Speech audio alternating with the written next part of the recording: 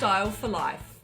I'm Stephanie Rumble, fashion stylist, accountability coach, and your guide to feeling good in your body and your clothes. Based in Christchurch, New Zealand, I bring over 3 decades of experience in fashion, fitness, and wellness to help you feel strong, stylish, and self-assured. Together we'll explore the emotional, physical, and practical sides of style, because true confidence starts from within. No matter your age or size, you deserve to feel confident and show up as the best version of you. I truly believe this. This is Style for Life.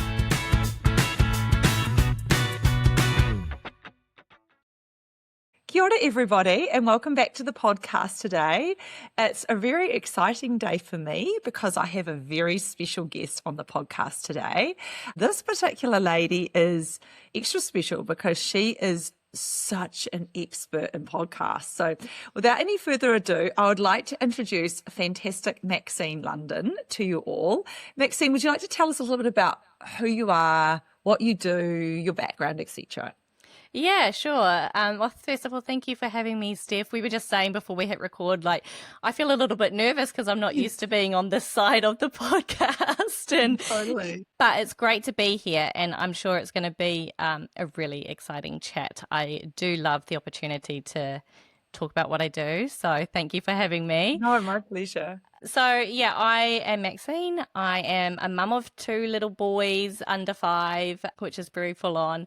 I also run this business called Maxene London Creative, where I essentially help women, influencers, community groups to level up their podcasts. And that looks like all sorts of things from support with strategy and aligning to your goals and getting results, through to audio technical skills and setting up your home studio, and then all the way through to editing support and distribution support. I know you're so good at it too. I'm so glad to have Maxene. Did you know that she helps me with this podcast? So if you've listened historically, you'll probably hear where the shift occurred when Maxene took over, which is about the middle of last year, wasn't it? Yeah, we've been working together for a while now, and it's been great. It's been a bit of tit for tat with Steph and I, because she's been helping me with, some accountability training and my wardrobe and stuff, and then I've been helping her with her podcast. So yeah, it's been great. It's been a great little partnership we've had going on. It's been really good, and I'm so grateful to you. Oh my goodness. So Maxene, there's probably not a lot of people in New Zealand doing what you do, right? Because it's quite a specialised niche market. How did you get here? Yeah, you're right. It is quite a niche area, but it is growing quite significantly, which I think is a really good thing, because the industry is still relatively new. So my background is radio, TV, and marketing. So I've done a bit of work in all of those sort of fields, which I think come together quite nicely in terms of podcasting, because I can use my marketing and content strategy skills alongside my audio technical and presenting skills that I've got in radio, and then the video skills that I've learned in TV. So they've all kind of come together quite nicely to create this kind of podcast niche, which it's a lot of fun.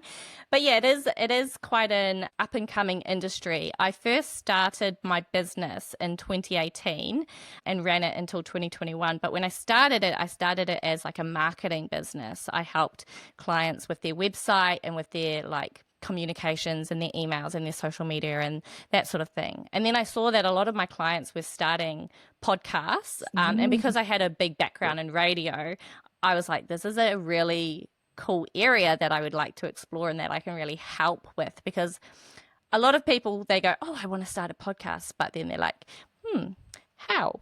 They have no idea how to actually get one going, or the imposter syndrome sets in and they don't know how to get it off the ground and get it up and running. So I was like, I see a little hole in the industry here. And so I started offering podcast services. And then I had my first baby in 2021, and I decided after that to go back into the workforce, and I got a couple of jobs working just in media and entertainment. And then when I got pregnant with my second son in 2024, I was like, you know what?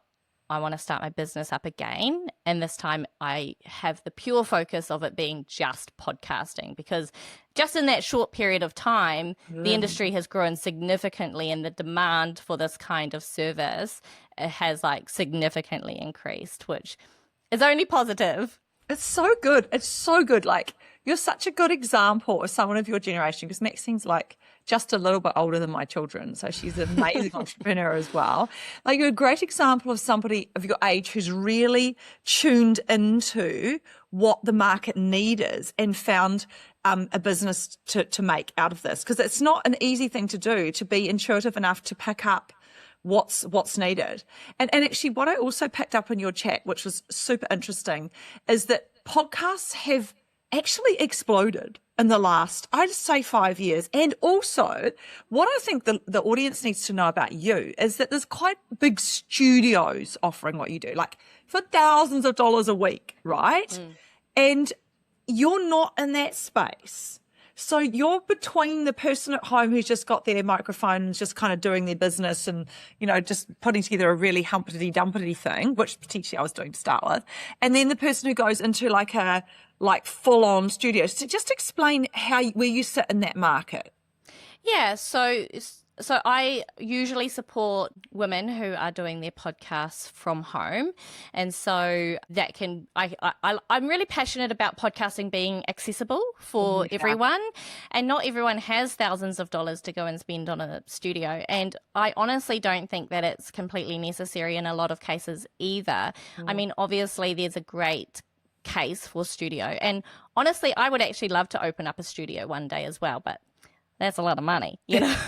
So I think again, there's like the industry is just booming and growing, and there's room at all ends of the scale to do both things. So what I'm really passionate about doing is making sure that podcasts are accessible at whatever price point you've got. Even if you've got literally zero budget, you can start a podcast for free, by the way. You don't have to have any money. Obviously, money does help and resource does help. Yes.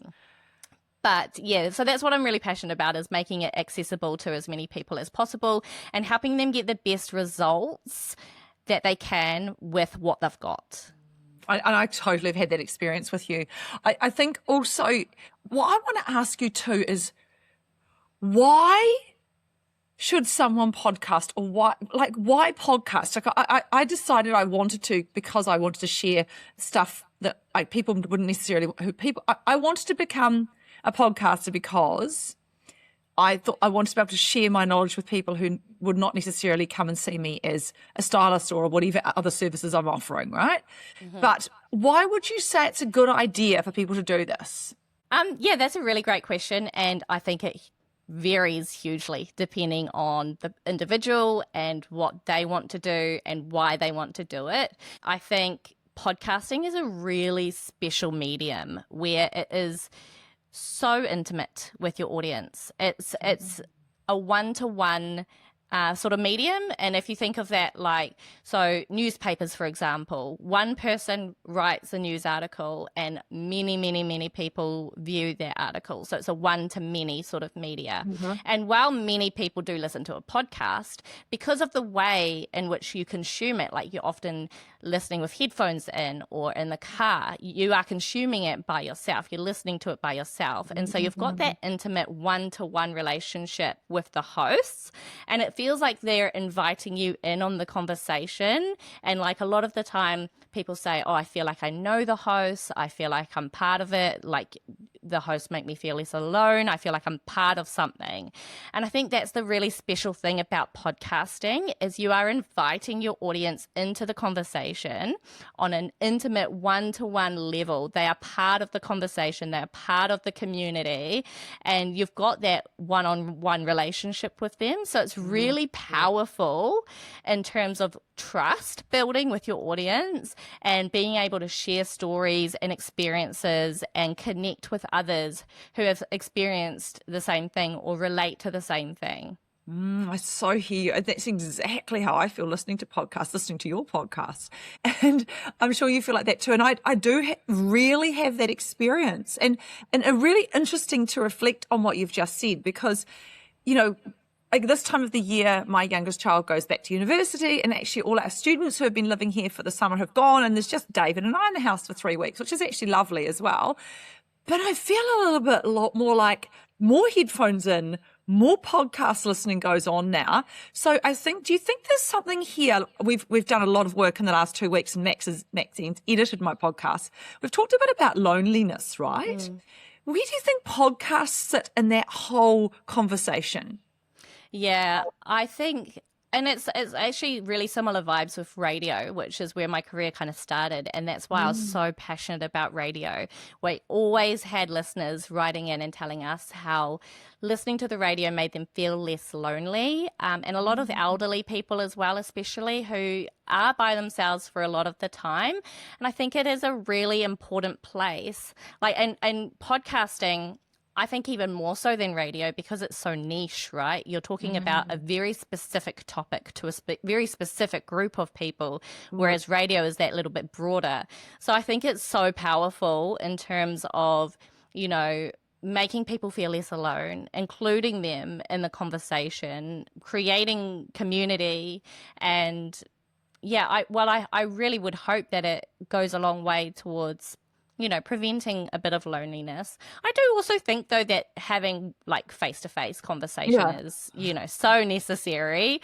But I think it can be really helpful in a lot of cases as well. And it's so interesting you say that too, because I recently, like last week, one of my mother's friends passed away, and she was 80, and I was good friends with her daughter as a child, and I sent some, you know, I watched the funeral online, and I sent some, you know, wishes and, you know, condolences. And my friend came back to me and said, and I was so touched, I feel emotional even saying this, my mother loved listening to your podcasts and reading some of your blogs, and she followed your posts. And I was just like, this woman's 80 and she's done that. So I think, you know, there's people who come and go out of our lives who potentially we don't connect with for whatever circumstances, but we still can feel connected. So do you think there's a particular type of person that is a podcaster, or do you think anyone can do it?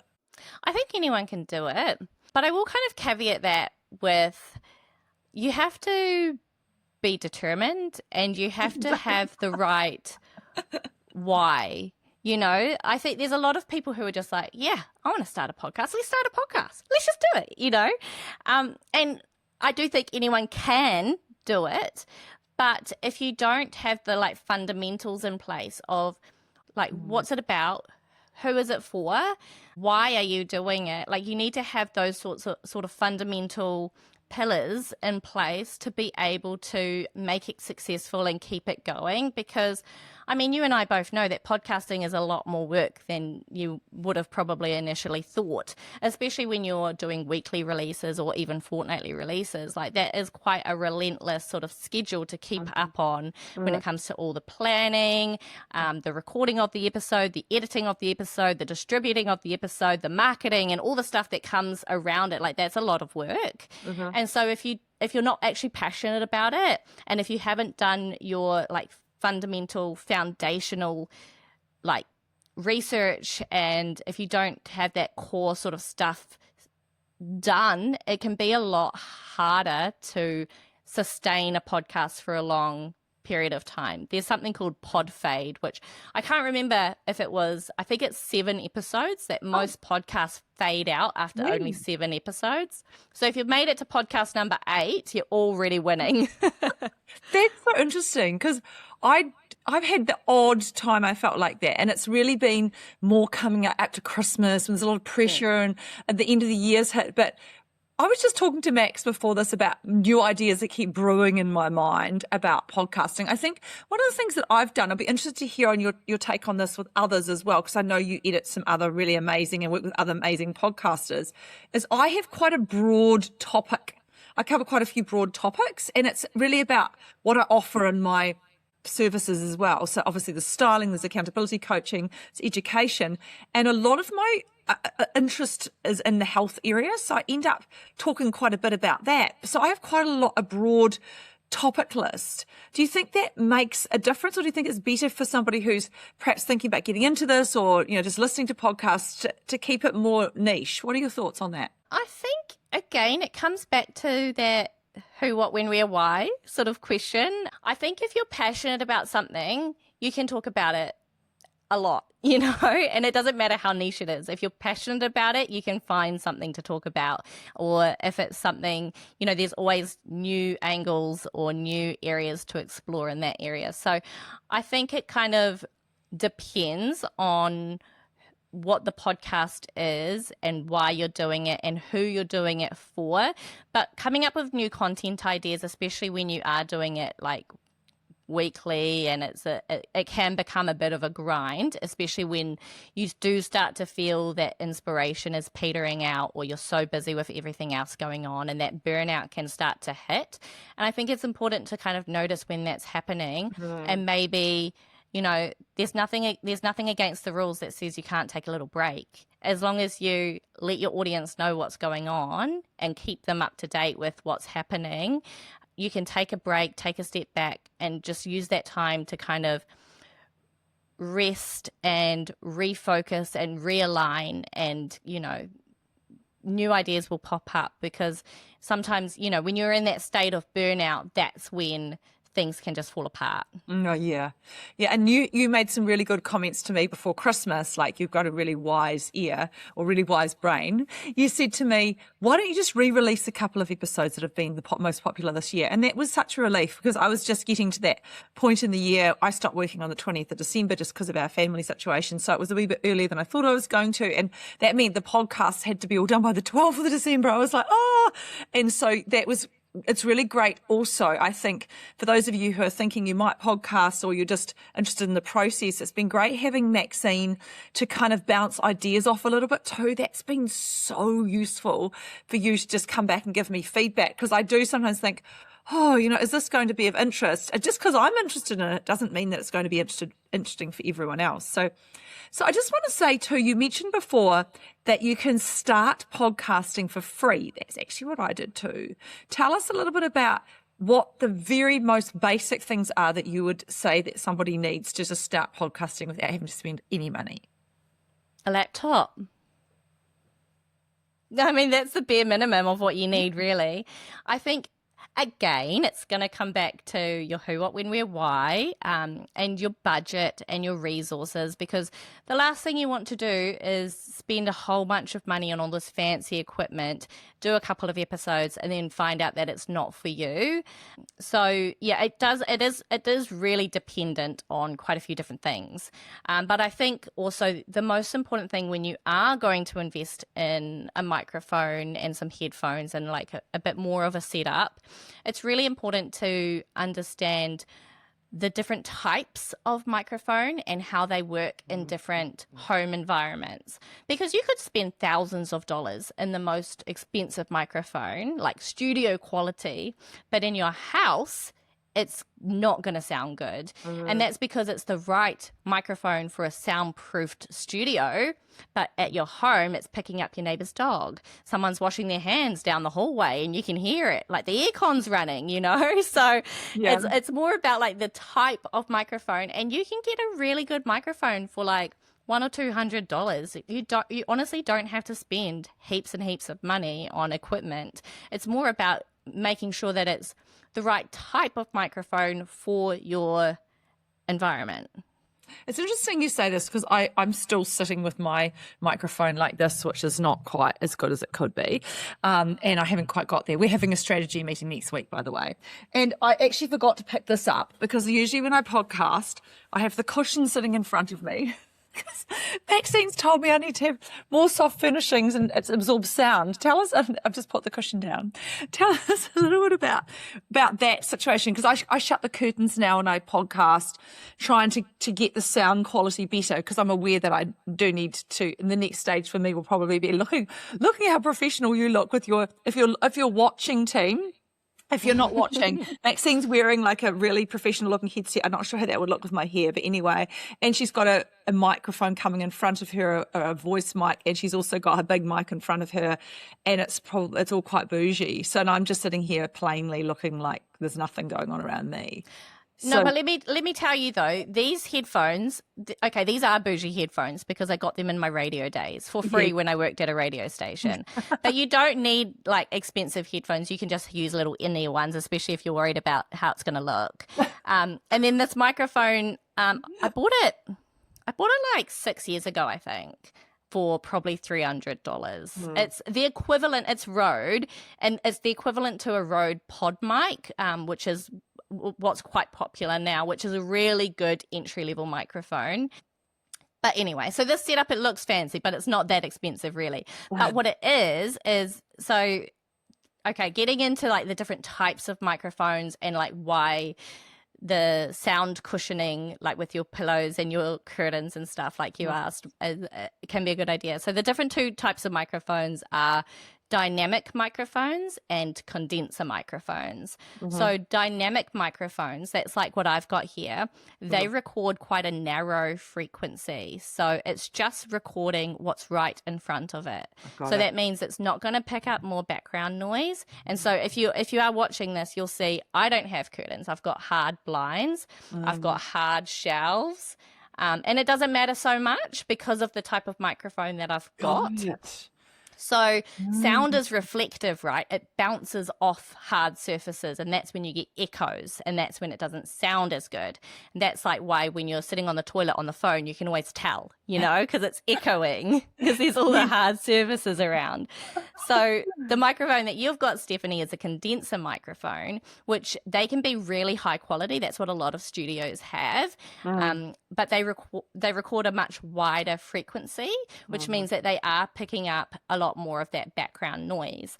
So when you're using a condenser microphone, it's just more important to have soft furnishings around, like your curtains, like your pillows, because they help to absorb that sound rather than it hitting the hard surface and bouncing back into your microphone.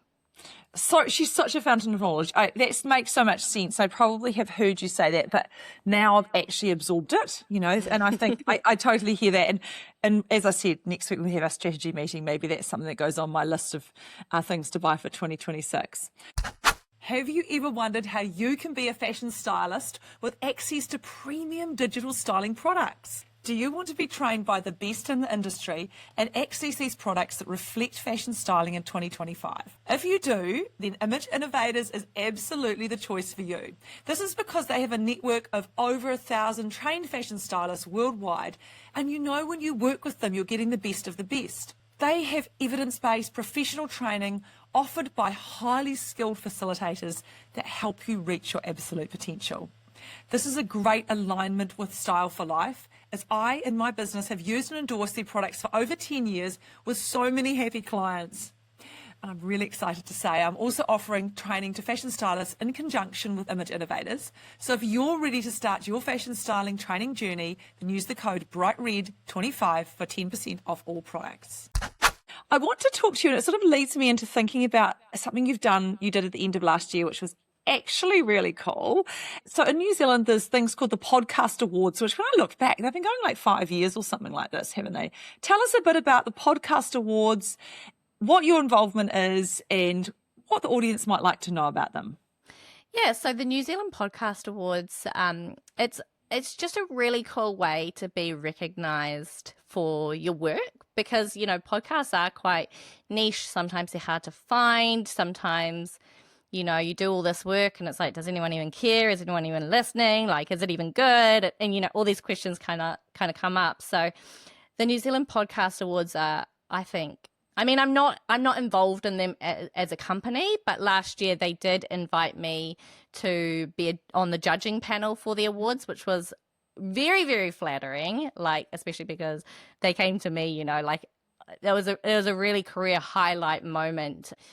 And so, yeah, they asked me to be a judge on the judging panel, and it was such a cool experience because I got to really listen to so many different podcasts that I wouldn't necessarily always listen to, and it just, it really highlighted the amount of quality up and coming, amazing work that we've got in this country. And even if some of them, I might not have necessarily given them high scores in terms of their like sound quality or their technical abilities or whatever, I could really see the passion behind what all of them were doing and trying to achieve. And like just the breadth of different topics and audiences. It was just such a cool thing to be a part of and to really see this talent that we've got in this country. It was really awesome. And that's such an interesting comment too, because, you know, I listen to some of the huge names in podcasting as well, like some of the internationals like Steve Bartlett, Diary of a CEO is a favourite of mine, and he's very big in the whole podcasting world, and we all probably have these very big names. But in New Zealand, we're still growing quite considerably in this area. Just from your perspective, this is putting you on the spot, and you don't have to answer if you don't want to. Who would you say are the biggest names in podcasting in New Zealand, or the most successful podcasts with lots and lots of user retention, lots of listeners, like people are sort of waiting for the next week release? I mean, I think there's so many. And it's not always necessarily about the number, like millions of downloads either. But just off the top of my head, I'm probably going to be missing some people out. But just off the top of my head, I think some of the big players in the game would be like the Dom Harvey podcast, like Between Two Bears, Francis Cook's Making Sense, Friends That Invest, Untidy as a parenting podcast, Petra Baggis, Grey Areas. There's actually so many, like there's so many cool, talented people doing amazing things. And there's so many up and coming ones as well that I can see just like are gonna boom or are on their way to booming.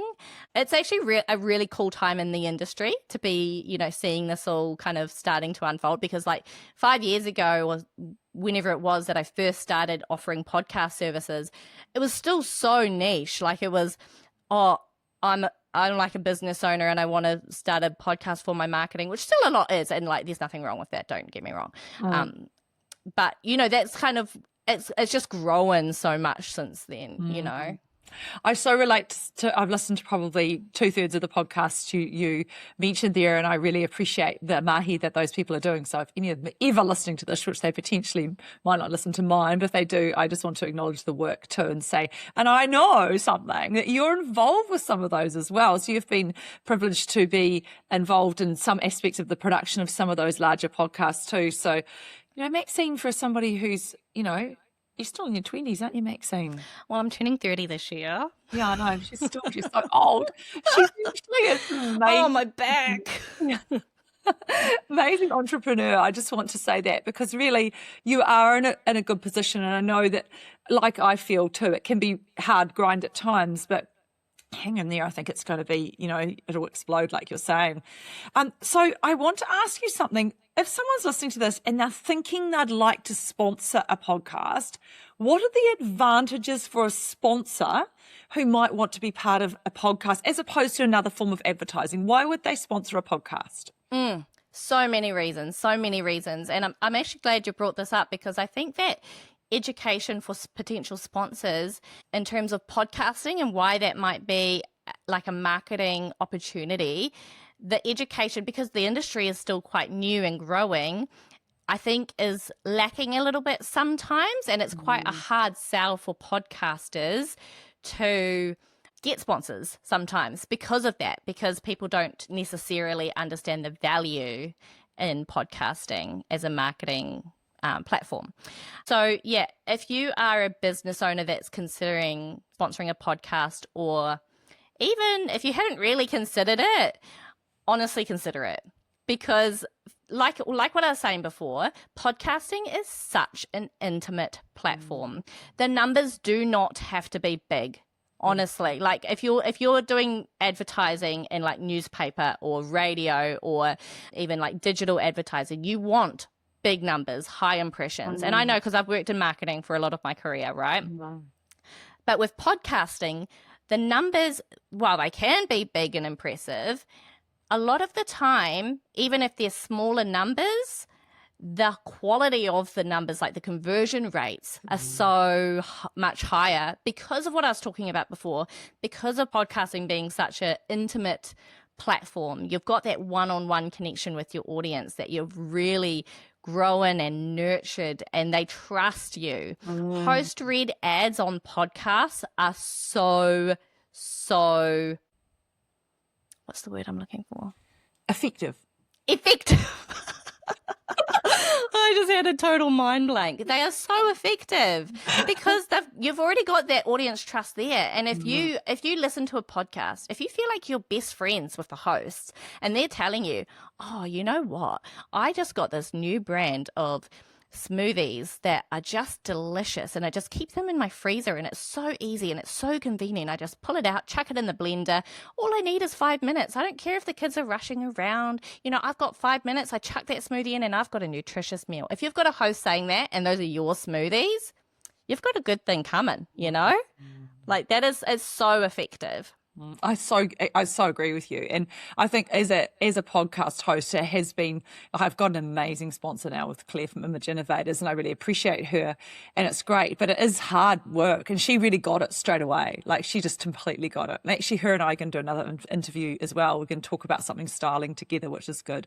I want to ask you a final question. Or I don't really want to stop talking to you, but we're going to have to wrap it up very soon. But one of the things you got me into, and it was a real shift for me, was actually videoing my podcast, because I was like, oh, I can just sit here in my nightie and do my podcast. And that is so good, because every other aspect of my life I have to show up and, whatever I'm doing because of my job. And then you were like, yeah, no, Steph, you need a video. So tell me why that's important and what do you think that does for somebody who's podcasting or for an audience? I think in 2026, if you're not videoing your podcast, I think it's definitely something that you should consider.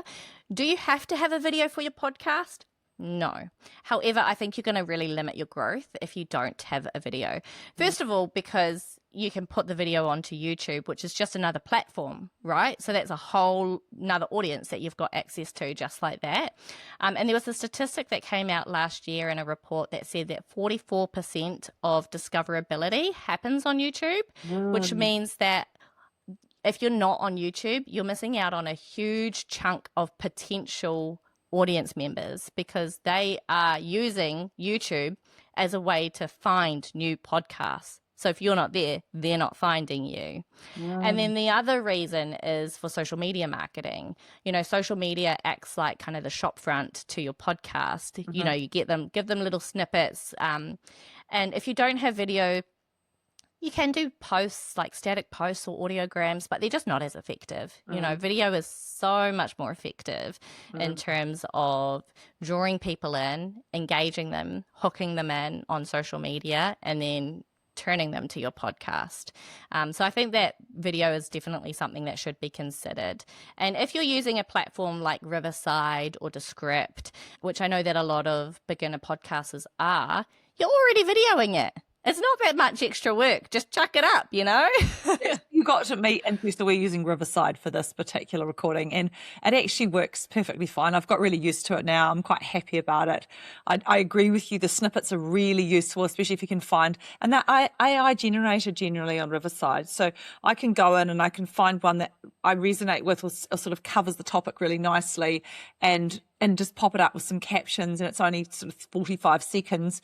So you get that capture point. So yes, I've used that a lot, and you'll see that if you follow me on Instagram. And also, but you are much more professional. Your posts on Instagram regarding all of this is another whole level compared to me. But I suppose that's because of your background as well. Yeah. Oh, thank you, Steph. Yeah. Well, I mean, everyone's got their strengths. Right. And as you say, my background is in marketing and digital marketing. So social media has always been a big part of my career in that term. So, I'm not good at styling outfits, You're better. You are good now. You're getting better. With your help. Oh, thank you. And so I just want to ask you, is there anything that we haven't talked about today that you would like to talk about, just as a final thoughts for our listeners? I think we've covered quite a bit. I think we've covered a lot of the real fundamentals. But if there's something that I was going to emphasize, and I know I'm going to sound like a bit of a broken record, but I really would emphasize that if you are looking to start a podcast, or even if you have a podcast and you haven't done this work, I think looking at your goal, your purpose, which are two different things, by the way, your target audience, your format, and doing all of that kind of fundamental background work, it's just going to make podcasting so much easier, because every single decision that you make will lean on that. Like, why are you doing the podcast? Is it a marketing tool? Is it thought leadership? Is it because you want to connect deeply with others? That's going to inform whether you have an Instagram, how long your episodes are going to be. You know, it's going to inform every other decision that you make. So I think it is actually a really overlooked step that will make your journey a lot easier. It's such a good point, and I totally relate to that, because I knew from the start that I wanted it to connect with others. Like, before I even started the podcast, I was clear on that. So I think you're right, and I didn't actually know that I knew that. I hadn't quite Sometimes just having like a guided thought process, like, it's kind of like, I've got actually this resource on my website, which I kind of refer to it sometimes as like a guided journal kind of thing, you know, when journals have like daily prompts or whatever, and they just kind of guide your thinking. That's kind of what this workbook that I've got is. It like ask you specific questions about all of those things, and helps you just guide your thinking so that you can get it out of your brain and like into the world. And it just like helps you, you know, format and like regulate your thinking and like get it down, get it out of your brain, and like kind of brainstorm. And I think that really helps. I definitely agree with you. And I think one thing that you've done for me over the last 6 to 12 months, it's probably about 8 months you've been working with me. And also I have to acknowledge Leonard from All But Digital, who does a lot of my work too. Between the two of you, you've kind of whipped me into shape and got me a bit more organised, which is really good. It feels so good now to have strategy around what I'm doing. But if people want to find you, Max, how will they find you? Where are you? Just tell us a little bit about that before we finish. Yep. So I'm on Instagram and LinkedIn. Maxene London Creative is my business name. And then my website is maxineLondonCreative.co.nz. I'm very approachable. So if you have any questions, like, feel free to flick me a DM. I've been told that I need to charge more and not give out so much free advice, but I'm happy to share the knowledge. So if you do have any questions, like, feel free to get in touch. Yeah, awesome. And Maxine's been a very invaluable asset to me too. So thank you very much for all the work you do with me. And kia ora, everybody. Thank you so much for listening to the podcast today. Remember, if you do want to follow along with all of the episodes, I'm always sharing the episodes on LinkedIn, on Facebook, on Instagram, and of course on YouTube, as we talked about before. And I do share some style tips on TikTok at times. So kia kaha, everybody. Thank you so much for listening, and I'll see you all next week. Thank you for listening to the Style for Life podcast. Don't forget, you deserve to feel fabulous at every age, every stage, and at every size. If you're loving the show, hit subscribe and leave a review. It helps more amazing people like you find their way back to life through style. Thanks again. Until next time.